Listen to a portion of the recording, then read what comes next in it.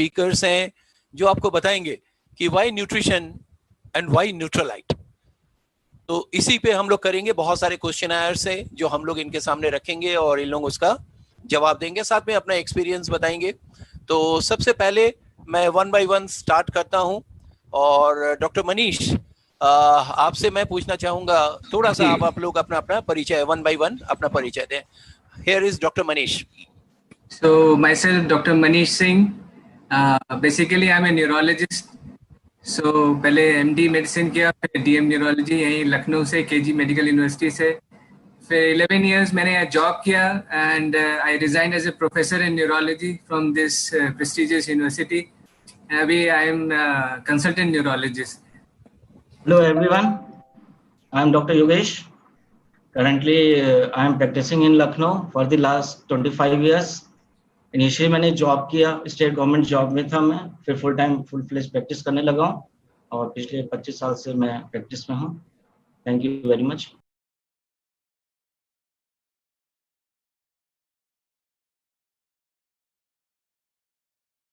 और मैं 20 साल से प्रैक्टिस में हूँ।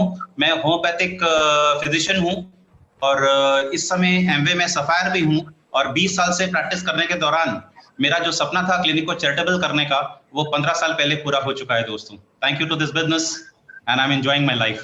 Thank you.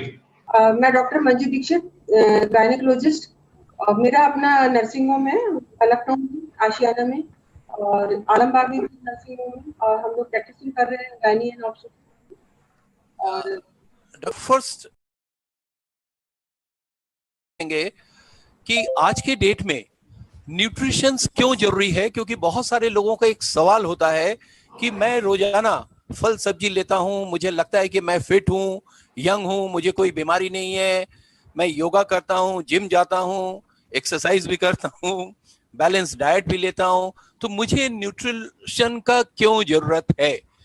तो सबसे पहला क्वेश्चन तो डॉक्टर मनीष। सो बहुत इंपॉर्टेंट है समझना कि आपका जो हेल्थ है दैट इज पैरामाउंट, और इस टाइम आपके पास जो सिचुएशन है उसमें तो ये बहुत अच्छी तरह समझ में आ रहा है।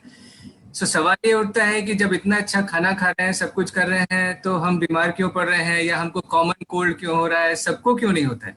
सबको इस तरह की चीजें क्यों नहीं परेशान करती हैं? सो ऐसे सवाल मेरे भी दिमाग में आते थे, और इतना बिजी प्रोफेशनल होने के बावजूद और इतने सारे तरह तरह के विटामिन्स खाने के बावजूद हम लोग बीमार रहते थे। तो वहां से समझ में आया कि nutrition is all about health investment.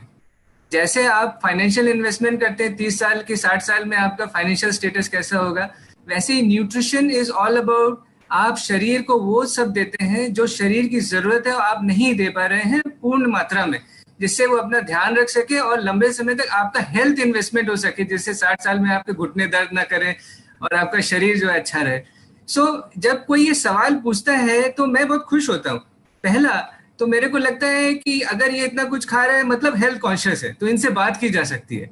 और दूसरा कि मेरे को समझ में आता है कि अभी इनको न्यूट्रिशन के बारे में प्रॉपर इंफॉर्मेशन नहीं है, जैसे कि हमको भी नहीं थी, डॉक्टर्स होते हुए भी न्यूट्रिशन के बारे में प्रॉपर इंफॉर्मेशन नहीं थी। तो मैं सबसे पहले उनसे पूछने की जानने की कोशिश करता हूँ कि खाते क्या है। तो मैं उनसे एक डाइट चार्ट बनाने को कहता हूँ कि भाई आप दिन भर का बताओ, आप खा क्या रहे हो, बना के दिखाओ। और फिर हम उनसे डिस्कशन करते हैं कि जरूरत क्या है, जरूरत कितनी है, और हम आपको मिल कितना रहा है। तो जब तक हम लोगों को उनकी जरूरत को समझाएंगे नहीं, उनको ये बताएंगे नहीं कि जो आप खा रहे हैं वो ठीक है, बट बहुत सारी ऐसी चीजें हैं जो आपके शरीर को जरूरत है और आप खाने से पूरा नहीं कर पा रहे हैं। और इसमें एक ये बहुत अच्छा पैम्फलेट भी है, ये ऑनलाइन भी है, आप लोग रिसोर्सेज एंड डाउनलोड से एमवे वेबसाइट से डाउनलोड कर सकते हैं कि so you think you are eating right. So ये आप उनके सामने रख सकते हैं जब उनका डाइट चार्ट बन जाए कि देखिए आपने ये लिखा, बट इसमें क्या आपको लग रहा है कि इसमें जो ये मल्टीविटामिन्स लिखे गए हैं और डेली में जो ओमेगा में सब चीजें हैं उतना आप खा पा रहे हैं, क्या प्रोटीन आप खा पा रहे हैं? सो हमको उनका जो है नीड निकालना बहुत जरूरी है। ठीक है, बहुत सारे लोग बोलते हैं कि हम खा रहे हैं, हम अच्छा खा रहे हैं, बट सिंपल से आप उनसे सवाल पूछ दें कि प्रोटीन में क्या खाते हैं, तो कुछ बोलेंगे जैसे एक कटोरी दाल है ना, या दिन में 3 बार 1 कटोरी भी दाल खाएंगे तो भी। और यहाँ पे हमारी तरफ तो थोड़ा सा इंफॉर्मेशन हमको भी होना चाहिए। हम उनसे पूछते हैं कि ज्यादातर कौन सी दाल खाते हैं, तो हमारी तरफ अरहर की दाल होती है। अब अरहर की दाल में तो बहुत कम प्रोटीन होता है, 100 ग्राम में 3 ग्राम प्रोटीन होता है। तो आपको हमको पहले थोड़ा सा नॉलेज होना चाहिए, फिर उनसे डिस्कशन करेंगे, उनको जानने की कोशिश करेंगे वो खा क्या रहे हैं, फिर उसी में से उनकी नीड निकल के सामने आ जाती है।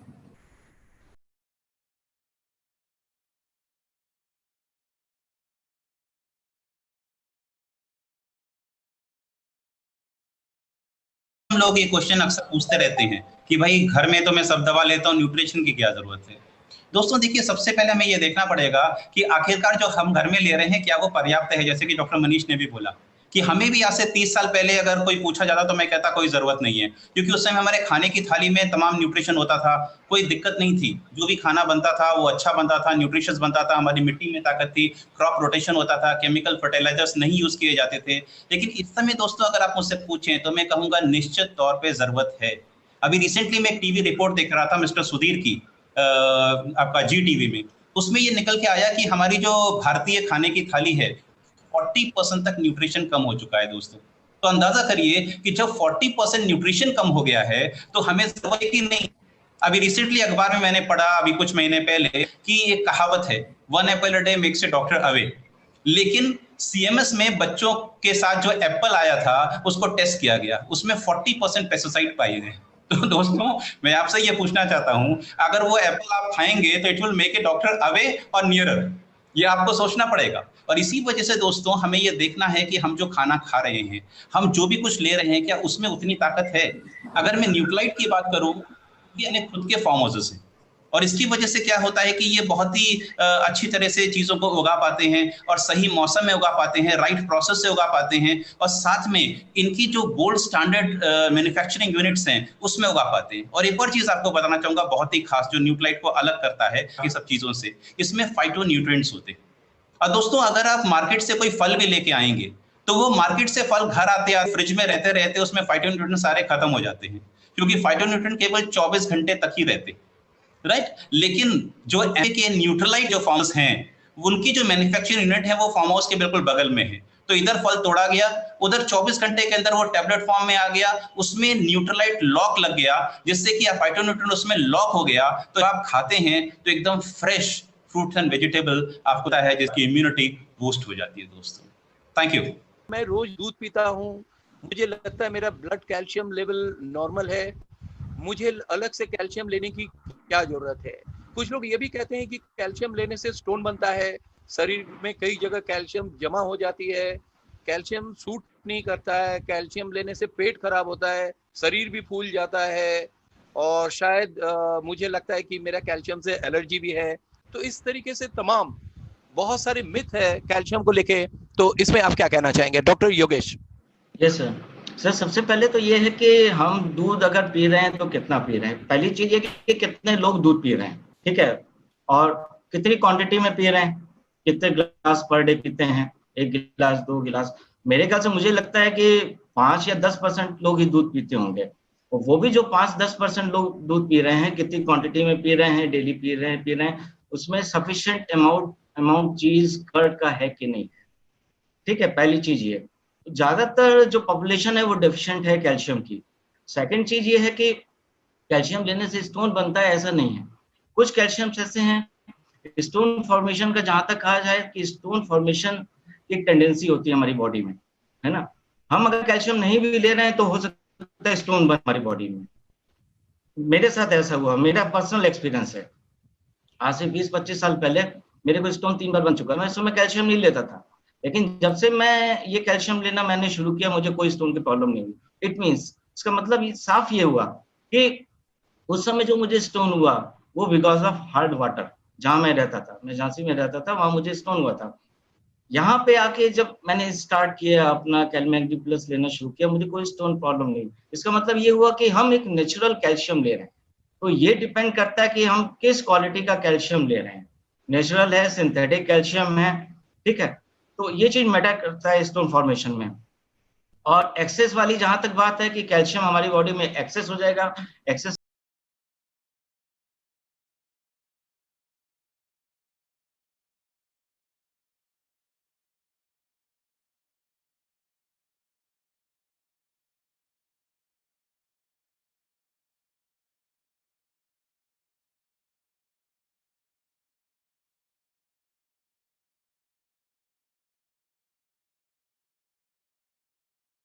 के लिए, सेटिस्फाई करने के लिए उनकी भी कई बार बात रखनी पड़ती है।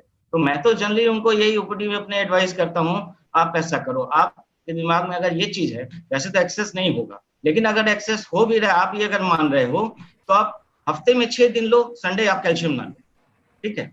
लेकिन आप एक लंबा गैप ना करो, ये नहीं आपने महीने भर लिया कैल्शियम, फिर 6 महीना गैप कर दिया, आपकी मैंने 1 महीने तो खा लिया कैल्शियम।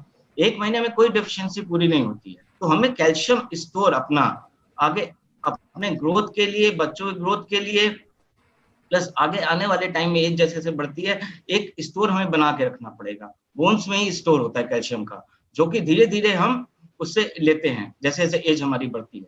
अगर कैल्शियम डेफिशिएंट हमारी बॉडी में रहेगा तो बोन्स हमारी फ्रेजाइल हो जाएगी, ऑस्टियोपोरोसिस हो जाएगी, इसलिए कैल्शियम लेना इज मस्ट। और सबसे बड़ी बात है, कैल्शियम के कई ब्रांड्स मार्केट में आ रहे हैं, वो डिपेंड करता है कि हर ब्रांड की कितनी बायो अवेलेबिलिटी है, कौन सा सिंथेटिक है, कौन सा नेचुरल है। हम जो इस समय एट प्रेजेंट खा रहे हैं कैलमेट डी प्लस, उसका more than 90% bio available calcium है। उसके साथ एडवांटेज हमें और भी कुछ मिल रहे हैं, vitamin D, zinc, manganese, magnesium, जो कि कैल्शियम एब्जॉर्प्शन में गट से भी, प्लस बोन के एब्जॉर्प्शन में, सेल्स जहां बोन सेल्स होती है वहां से कैल्शियम वो एब्जॉर्ब करके बोन सेल्स तक ले जाता है। गायनी से रिलेटेड एक क्वेश्चन है, तो मैं डॉक्टर मंजू दीक्षित से कहूंगा कि ये वो अपना ऑडियो ऑन कर ले और उनसे जो सवाल है, और आज के डेट में प्रेगनेंसी बहुत ज्यादा नॉर्मल नहीं होता है और लोग इसको लेके काफी सीरियस भी रहते हैं, इसको बहुत ही इंडिया में, हिंदुस्तान में बहुत इंपॉर्टेंट दिया जाता है ड्यूरिंग द प्रेगनेंसी। तो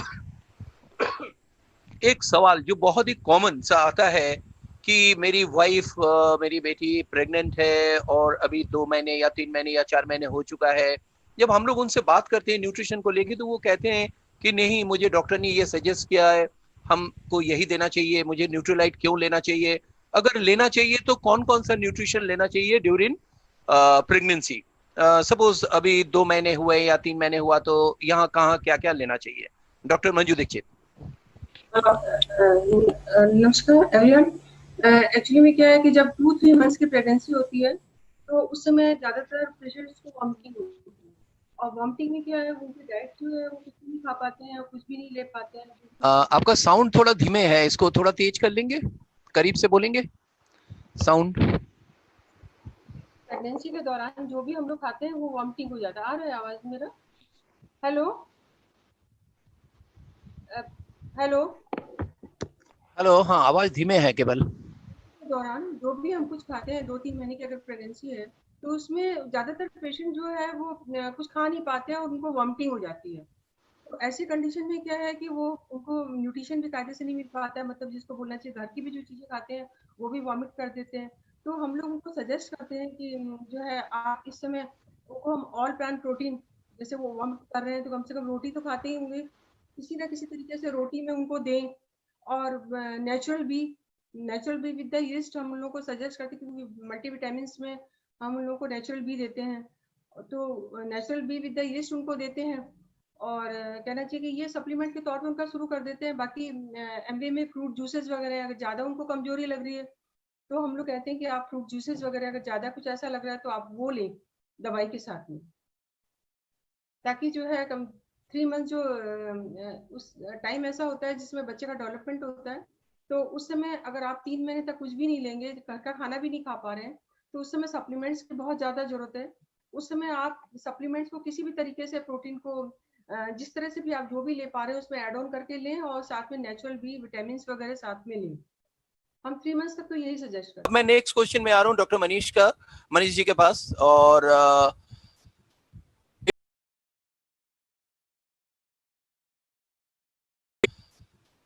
एक बहुत ही कॉमन क्वेश्चन आता है जब हम लोग इसको लेके बात करते हैं कि मैं डॉक्टर के कहने पे ही विटामिन सप्लीमेंट लेता हूं, मुझे न्यूट्रीलाइट क्यों लेना चाहिए?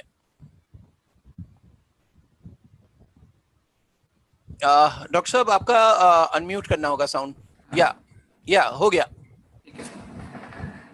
सो डॉक्टर के कहने पे अधिकतर लोग सप्लीमेंट्स नहीं लेते हैं, ये समझना जरूरी है, क्योंकि डॉक्टर्स को भी सप्लीमेंट के बारे में थोड़ा सा कमी ज्ञान होता है। ठीक है, डॉक्टर्स के कहने पे ज्यादातर लोग विटामिन्स लेते हैं कुछ बीमारी के दौरान। ठीक है, बहुत सारे लोग थोड़ा बहुत कैल्शियम लेते हैं या बहुत रेयर कुछ लोग होते हैं जो लंबे समय तक डॉक्टर के कहने पे कुछ विटामिन खाते रहते हैं। तो जब भी ऐसे क्वेश्चन आते हैं तो अगेन मैं ये कहूंगा कि इट्स वेरी इंपॉर्टेंट कि हम उनको प्रॉपर नॉलेज से अवगत कराएं। सो उनसे पूछते हैं ऐसे ही कि आप सप्लीमेंट्स के रूप में खाते क्या क्या हैं, ठीक है? या उनसे पूछ सकते हैं कि आप बहुत सारी चीजें खाते हैं जो आप सेहत के लिए अच्छा है, जो डॉक्टर से हर चीज को पूछते हैं क्या? क्या आप सेब खाते समय भी डॉक्टर से पूछ रहे हैं, या बाकी ड्राई फ्रूट्स खाते समय भी डॉक्टर से पूछते हैं क्या? तो अगर वो पूछते हैं कि नहीं, तो हम उनसे पूछते हैं कि अच्छा फिर आप ये क्यों खाते हैं? तो वो कहते हैं अपनी सेहत को अच्छा रखने के लिए खाते हैं। तो फिर उनको ये जानकारी देते हैं कि दवाइयाँ और सप्लीमेंट्स में फर्क क्या होता है, ठीक है? अधिकतर लोगों को ये मालूम नहीं होता है कि उनके शरीर के लिए जरूरी क्या है, ठीक है? जैसे बहुत सारे लोग डॉक्टर से पूछेंगे कि प्रोटीन खाना चाहिए कि नहीं, तो डॉक्टर कहेंगे नहीं, खाने में अच्छा खासा मिल रहा है, खाओ। क्योंकि हम भी ऐसे ही बोलते थे पहले, तो उनसे कहते थे कि विटामिन खाना चाहिए कि नहीं, तो डॉक्टर अधिकतर कहते हैं कि नहीं नहीं, सब हरी सब्जियां फल फूल खाओ। किसी कहते हैं कि हमें आयरन की कमी हो गई थी, डॉक्टर कहते हैं कि आयरन नहीं, अरे हरी सब्जियां खाओ।